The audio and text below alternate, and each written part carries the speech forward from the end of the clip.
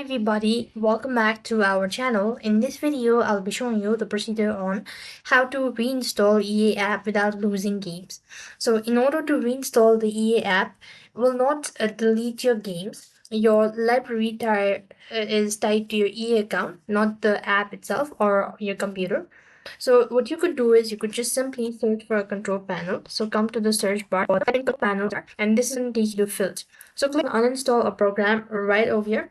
And next what you need is just locate EA games and right click and go to uninstall. So once you're done uninstalling it, next, what you want to do is then come to the browser and go to ea.com and install the updated version.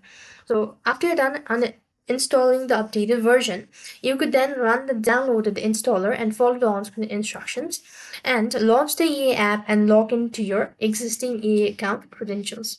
So that is how you'll be able to reinstall the EA app without losing games. I hope the video was helpful. Make sure to like, share, and subscribe. Thank you for watching. See you in the next video.